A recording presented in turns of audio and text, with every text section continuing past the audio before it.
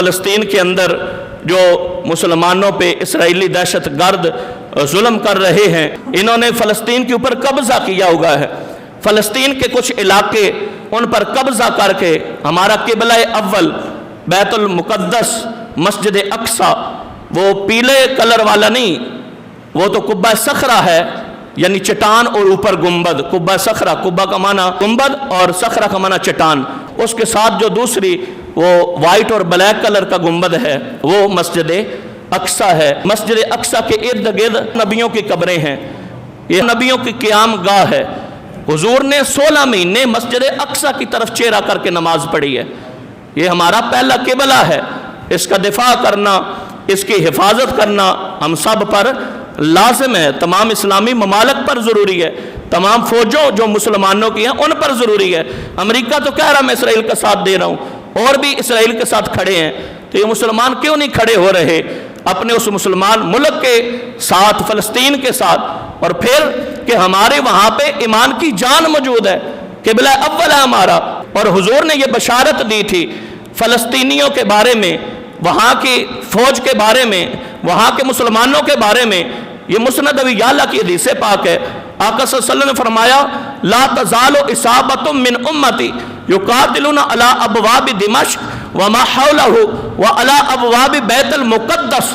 کریم آقا نے فرمایا ہمیشہ میری امت کی ایک جماعت وہ بیت المقدس کے دروازوں پہ اور اس کے ارد گرد کھڑے ہو کے کفر کا منہ توڑتے رہیں گے۔ اور پھر حضور صلی اللہ علیہ وسلم نے فرمایا لا یضرہم خذلان من خاذلہم، جو ان پہ حملے کریں گے اور یہ حملہ برداشت کر کے پھر بھی غالب رہیں گے۔ اس کا یہ مطلب نہیں کہ وہ حملہ کریں گے آگے سے شہید نہیں ہوں گے، وہ حملہ کریں گے آگے سے ان کا جسم زخمی نہیں ہوگا، جسم زخمی ہوگا، شہادتیں بھی ہزاروں ہوں گی، لیکن ان کا جو موقف ہے نا، موقف ہے اس سے پیچھے نہیں ہٹیں گے۔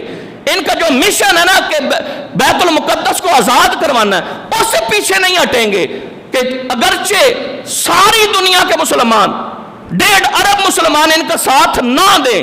حضور نے اس وقت فرمایا جس کا مفہوم یہ ہے اگرچہ 1.5 ارب مسلمان بھی ان کا ساتھ نہ دیں، اب یہ نہیں کہیں گے یار اسرائیلی بم پہ گران دینے ساڑھے ہوتے، چلو انہاں نال کوئی معاہدہ کر لینے ہیں، کمپرومائز کر لینے ہیں۔ کبھی کمپرومائز نہیں کریں گے، کبھی معاہدہ نہیں کریں گے، ہمیشہ جہاد کرتے رہیں گے، کرتے رہیں گے اور حق پر ڈٹے رہیں گے۔ کتنی صدیاں؟ 2 صدیاں، 4 صدیاں، 6 صدیاں نہیں۔ کریم آقا نے فرمایا اِلَىٰ أَن تَقُومَ السَّاعَةُ، قیامت تک یہ ان سے جہاد کرتے رہیں گے، بیت المقدس کی آزادی کے لیے لڑتے رہیں گے، اپنے موقف اور مشن سے پیچھے نہیں ہٹیں گے۔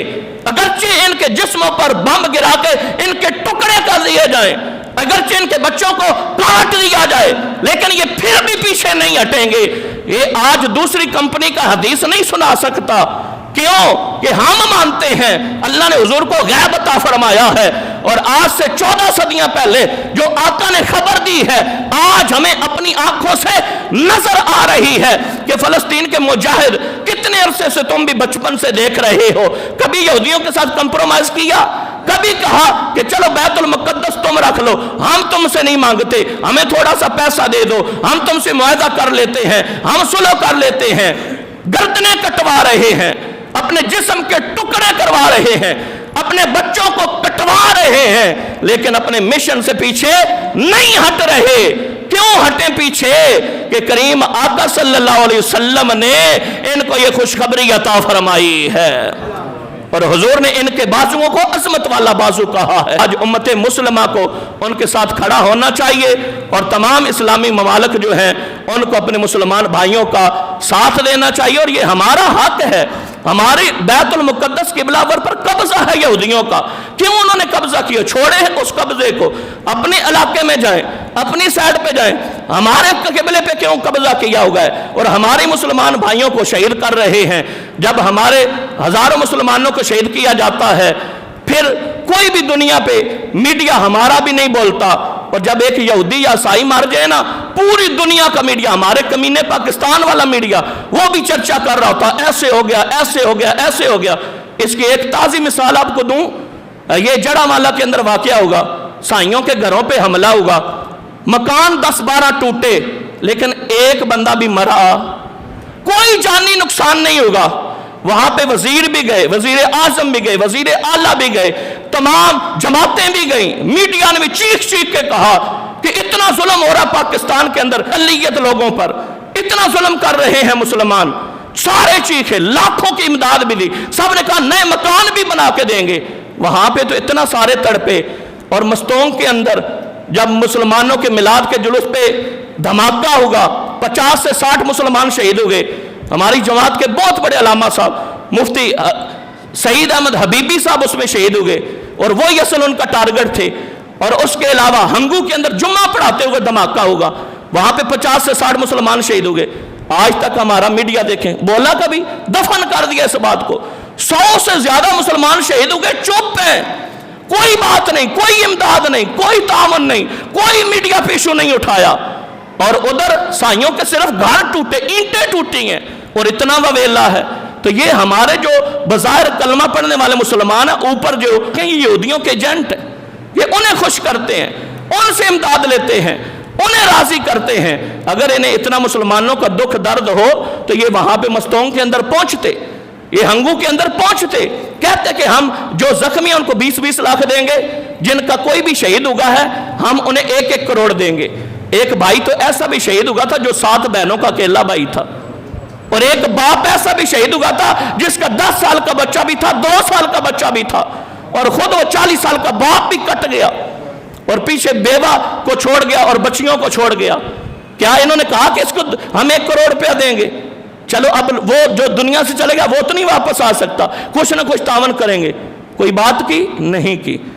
और इनके बारे में हुजूर ने फरमाया, मल्लम यहतम बि उमूरिल मुस्लिमीन फलैसा मिन्ना, जिन्हें हुकूमत दे दी गई, जिन्हें किसी मुल्क का निगरान बना दिया गया, और उन्होंने उस में रहने वालों के लिए कोई अच्छा बंदोबस्त ना किया, उनके लिए एहतमाम ना किया, करीम आका ने फरमाया वो मेरा उम्मती नहीं है। ये वो लोग हैं जो ऐसा कर रहे हैं। अल्लाह इन्हें हिदायत अता फरमाए, और अल्लाह खालिक़े कायनात फ़लस्तीन के अंदर जो मुसलमान शहीद हुए उनके दर्जात में बुलंदियां पैदा फरमाए, और खालिक़े कायनात हर फोरम पर हम सब को आवाज़ उठाने की तौफ़ीक़ अता फरमाए।